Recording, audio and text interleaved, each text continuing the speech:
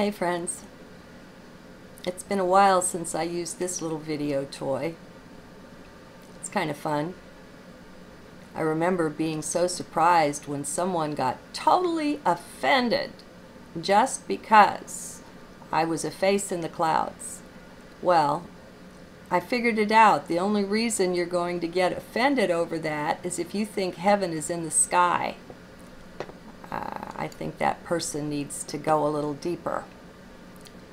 Okay, I have a journal for you that this little video toy is appropriate for. This is from 8/12. It was the first of that day, and the Mayan day was 3 offering, or water.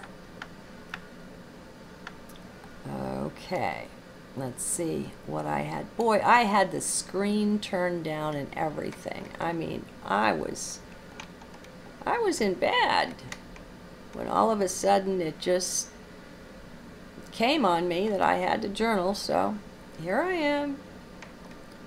Sorry, getting things to where I can read it. All right, here we go.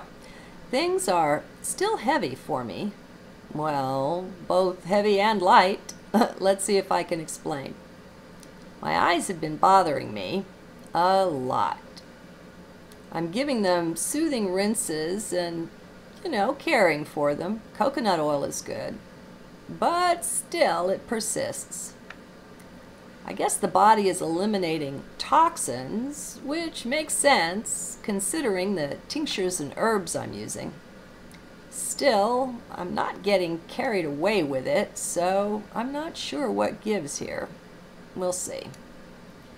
I suppose it's possible that the energy has risen along the spine to the level of the vision, the third eye. That would be nice. What I've found is that as the Kundalini or Chi or whatever we call it, as the energy rises and encounters a chakra, all the dark energies of that chakra will rise up and make themselves known. It's clearing time. Time to deal with whatever it is. Well, that is, if you want the energy to have a clear path to keep on rising. Anyway, I don't know what it is, but right now the eyes are so puffy, I don't want to be in any videos. So we'll be playing with the video toys until this clears up a bit. Or not. If spirit moves me otherwise, then that's what'll happen. I seldom know. Still, being danced is so much fun. It's worth it to not know what's up ahead. Hey, at least it helps keep you in the now. Okay. I know by some of the comments on my videos that I'm not the only one feeling burdened, and that helps. Life is really so much better since realizing that none of this stuff is personal, or not nearly as personal as I once believed. Now, this is just one of the preliminary benefits to coming back together into the one that we all are. We have so many more benefits just waiting to be claimed. I tell you, I'm having trouble here with the screen. So, be sure you claim this one. Nothing is personal. Perhaps take it on as a new belief or a tentative one. And of course, have fun with it. So, I mentioned being both burdened and light. So, what of the light? Let me see if I can explain, but no promises. It's the light that has more challenge fitting into language than the darkness. Language is so linear, and light isn't. Actually, you have seen some of this light peeking out in my last video or two. So please be in heart as I share this. Having nothing to do with mind, that's not the place to receive it. Now, do we have any more mystics out there among you? You are the ones that will get it right away. It's the divine love affair that's been present here. I've been taken up for hours at a time into such an intensity of love and desire for closer and closer union, and these words won't do. There's an intensity that burns, that consumes simply everything else. There is no other thought, no other feeling that can intrude on this intensity. It's all consuming. Every thought, every desire, every focus is only the divine source and higher self.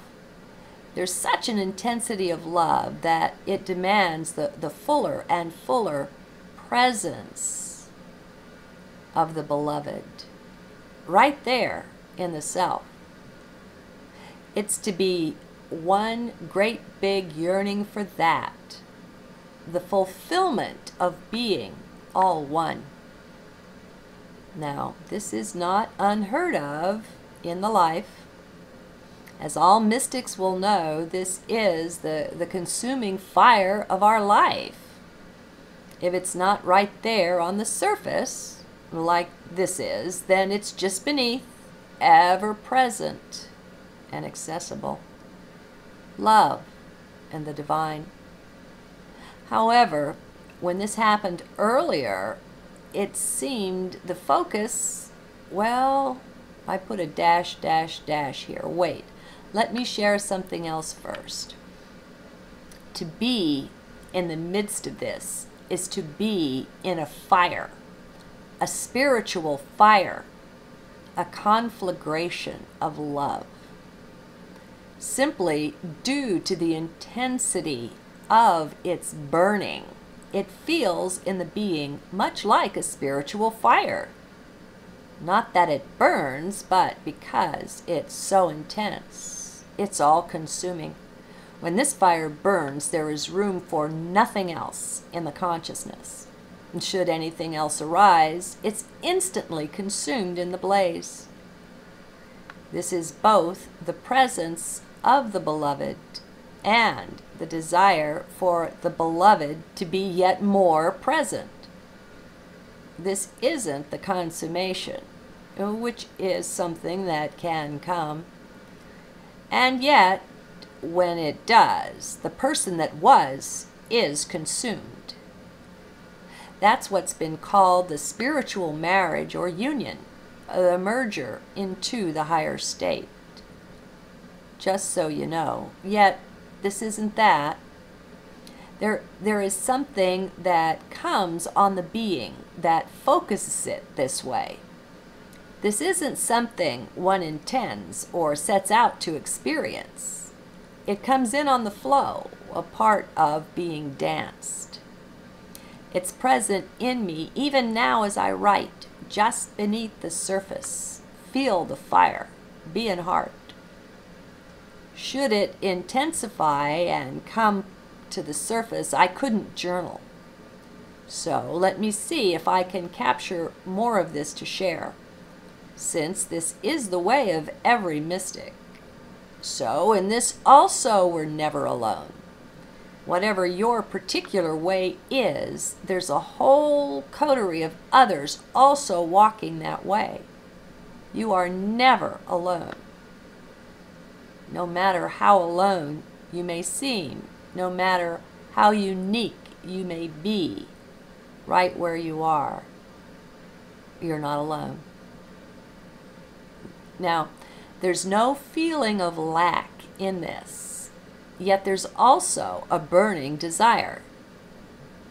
As I say, it's like the beloved, the divine one, is present, yet the being is on fire for more of that very presence. It's a real and intense hunger to be burned up in this flame, the spiritual fire. One desires union, nothing else, nothing less. There is no comfort at all possible but closer and closer union with the divine. This burns like a flame because it is so intense.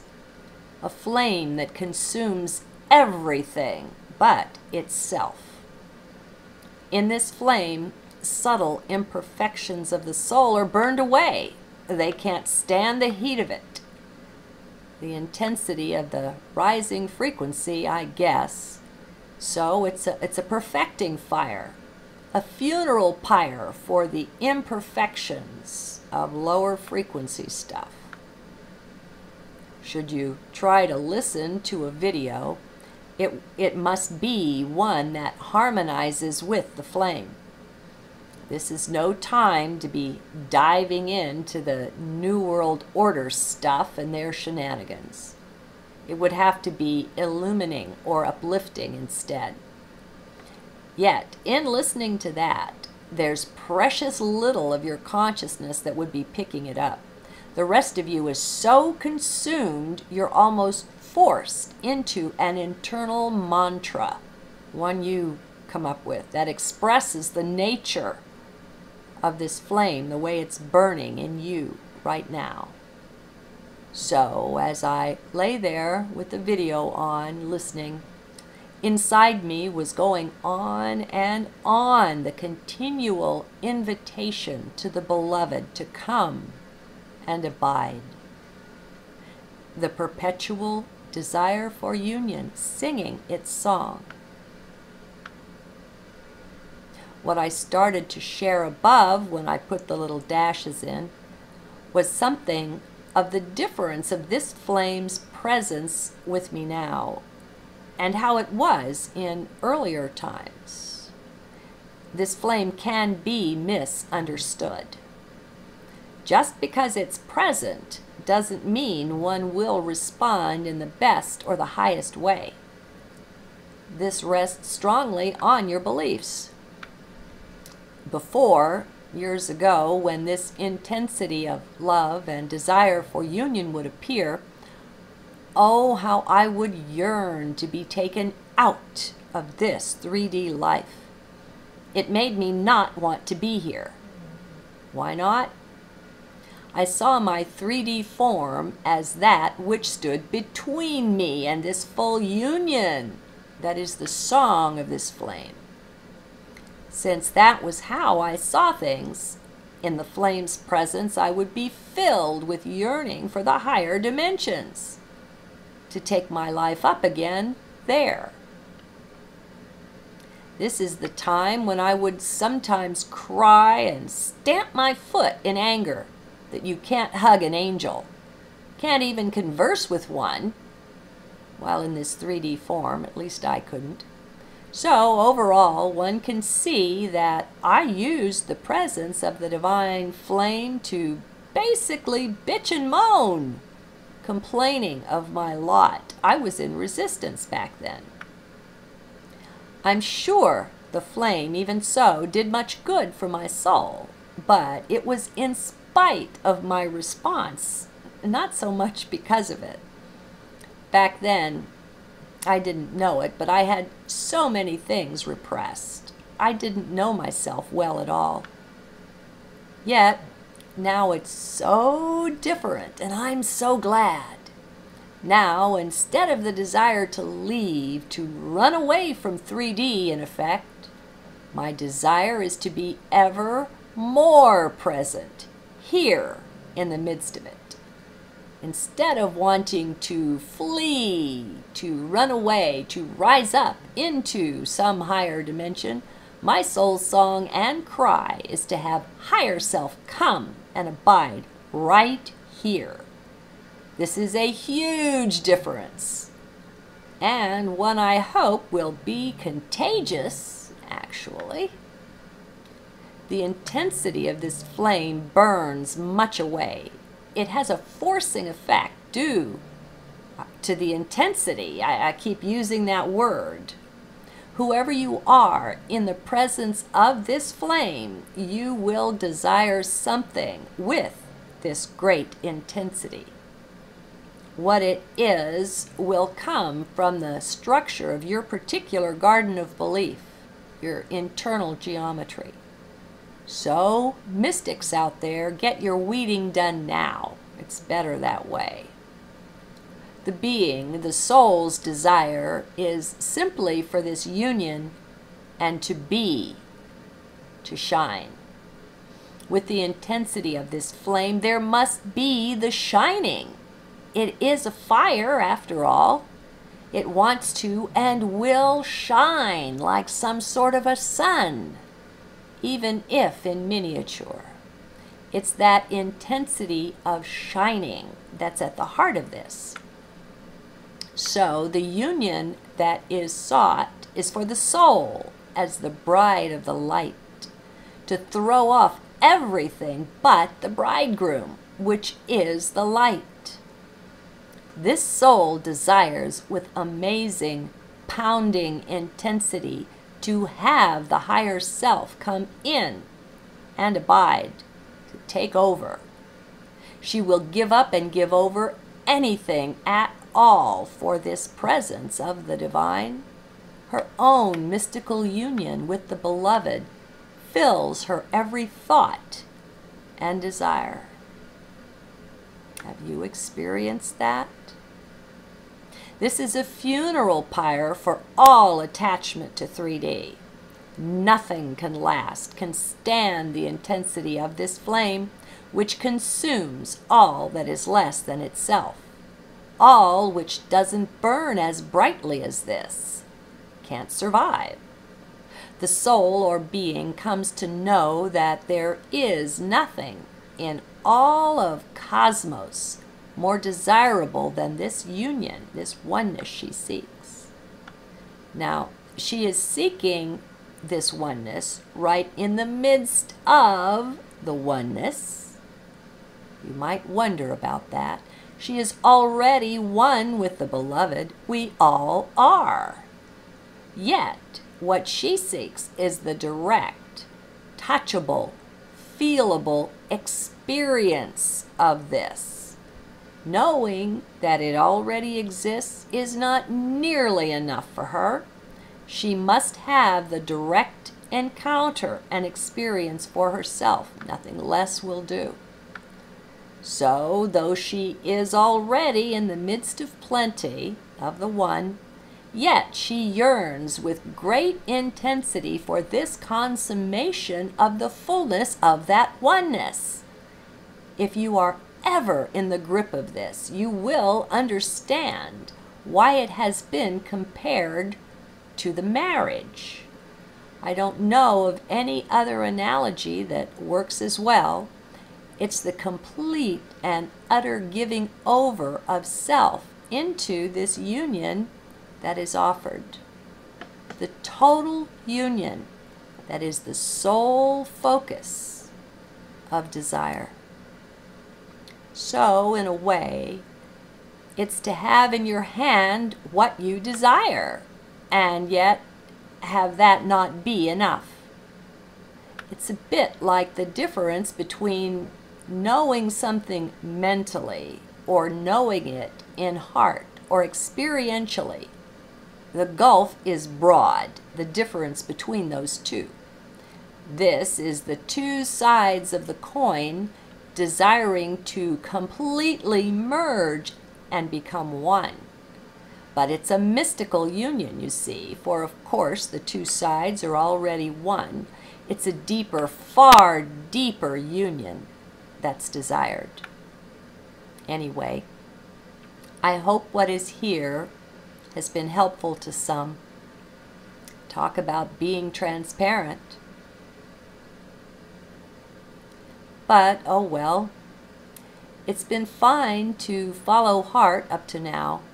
I can't imagine that suddenly it would not be the case, even if I've never shared quite like this before.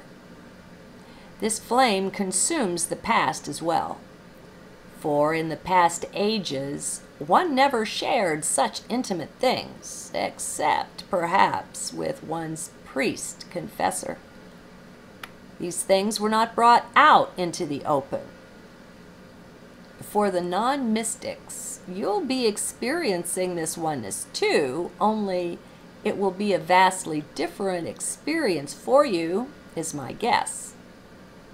I would delight in hearing others sharing their experience of things. This too may well be occasioned by the overall rise in frequency we're all going through.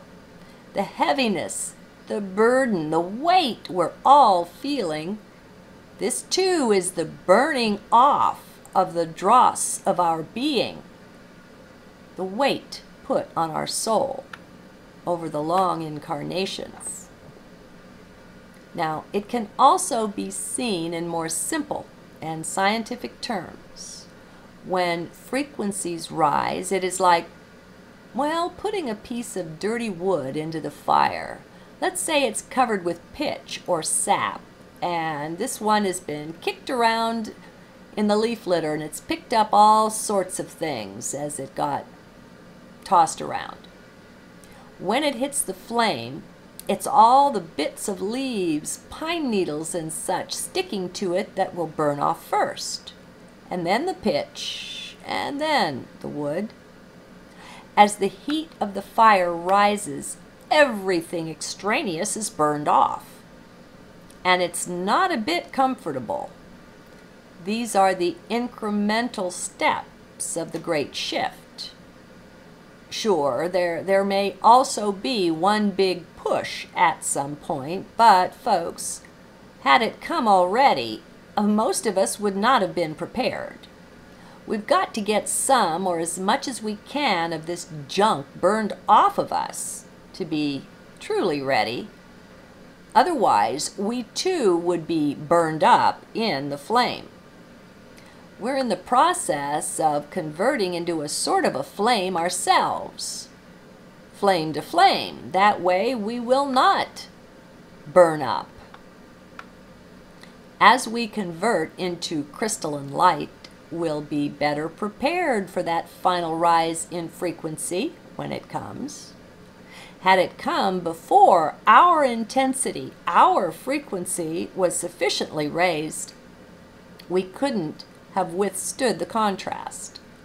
In the presence of that final push, our forms would have gone up in flames, so to speak. They just couldn't have withstood it. So, perhaps it will help to see what is happening to us all in these kind of terms, as the rising of our overall frequency. As it rises, the lower frequency stuff we're still carrying around just has to go. It can't stand in the presence of our own higher frequency. So, it gets burned off. This is where, in particular, all of our detaching and distancing from 3D will have been so helpful. To the extent that we're still identified with something, when that something burns up in the flame, we'll feel as if we're dying with it. Now, this feeling of dying is far and away different from the mystical fire experience described above. It may only be a difference in overall frequency, but the experience of it is as different as day and night. Another thing or benefit that can come of all of this is our realization of just how great it is to be unattached to things. As we hold everything lightly, we are not harmed when it goes away or is burned up. There is far, far less suffering involved. We rise higher much easier when we're not attached to anything in 3D. We're still empowered in the midst of all of this, my friends. No one is coming in and doing anything to us against our will here. At higher levels, we volunteered for every bit of what's going on. Can you see that? Can you accept it? If you can, you may even have the recall at some point of being in spirit when you gave your assent, when you previewed what's going on now before you took incarnation. That's the thing, though. Do you see how, if you don't make room in your beliefs, you can't have this experience? You're shutting it out. if you're determined that this whole thing is spirit beating up on you against your will, where is the room to perceive this other? To see self agreeing, volunteering to take this on? It's like oil and water. The two don't mix. Each one's experience will be distinctly different. So if your way is nothing like mine, no big deal. Each one's way is equally special, equally precious, dear, and necessary. We need one another. We've carved out different pathways of experience through the many embodiments we took on. Lifetimes. We have different outcomes. It's to be expected. It's a well duh. In the end, it will be like comparing rubies and diamonds with sapphires and emeralds, my friends. They are all so terribly beautiful. Who can say which one is better than another? None of them are. In the midst of their beautiful equality, each soul is drawn to the one that speaks to them, that calls to them inside. To the soul, one may appear more beautiful than another, or that doesn't make it so to someone else. So, thus we have our different realities, while yet engaged in being all one. It's mystical, unexplainable to anyone's mind. This is clearly the territory of heart. Just follow your own way and know that is best for you. You are the Monet, the Rodin, the Beethoven, carving, crafting your own special gifts to bring to the whole of us. It's like we're all one big symphony, one that's divine. Each one of us is just not a note or even a bar, but a whole line woven into the mix. And each one is necessary to have the fullness of the beauty of the whole. Yet, unless each one sings their own song, the beauty of the whole will be compromised. So we give over following anyone else. Teacher, guru, organization, school, it doesn't matter. For now is the time to find our own divine song playing within. Our own divine guidance is there as well. No one else, anywhere, can tell us what is best for the self. And no one is better than you. Very soon now, we'll have no more need for psychics or therapists to help put us in touch with the self. We'll all be able to do this. We'll all have full communion with higher energies too. Soon, also, the healers won't be required anymore. We're all, each one, coming into our own absolute perfection. We're graduating from 3D, completing the mission here. We're taking on signs and levels of perfection that just won't be able to be contained anymore in this dimension. This is also the perfect answer or reply to anything that the powers that were have to say or try to do to us. We needn't even answer them or respond to them at all. Very soon we'll be so far beyond their frequency range that, for a change, they won't even be able to see us, to perceive us at all. Nor will they try or dare to follow us where we've gone. It would be sheer misery for them, and even death. Just like the log in the flame, they would have too much of what they identified with burned off. Their identity itself would thus be consumed And they're not yet ready for that. They're not stupid. One day they will be ready. This we know, since they too are just part of the one. These are not our enemies, friends.